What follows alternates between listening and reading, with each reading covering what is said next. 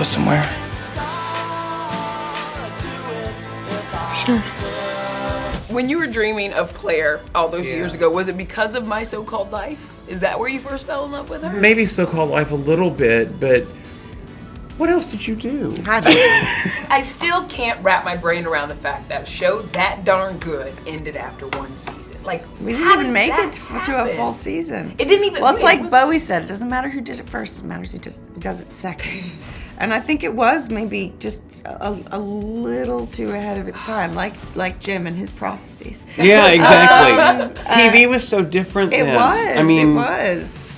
Well, I think it was kind of radical to to be inside a teenage girl's brain like that. It was. Yeah, and now there's so many platforms that could survive even if only 10 people watched it for a couple of years. Yeah, you know? it was a very different environment. We're in the land of reboots. Oh, I don't know. I'm still very dear friends with Winnie Holtzman, the creator, and actually many people involved with the show. So, but I don't know. I probably not. But I'm so grateful that it's had this afterlife that it's had. Yeah.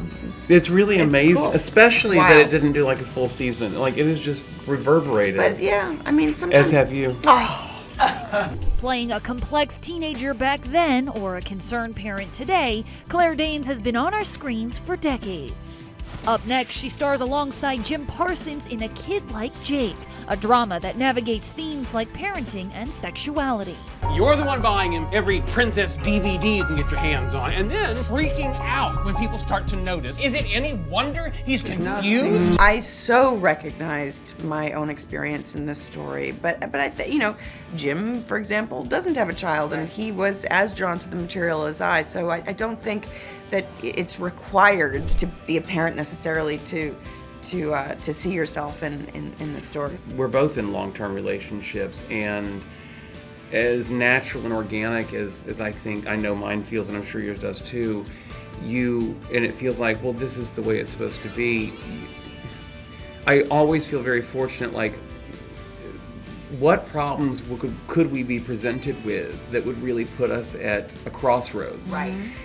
They say things like financial stress and death and moves can all cause that kind of thing. And in this case, how we're raising this child and are we doing right by him really puts them at a loggerheads. 1, 2, 3.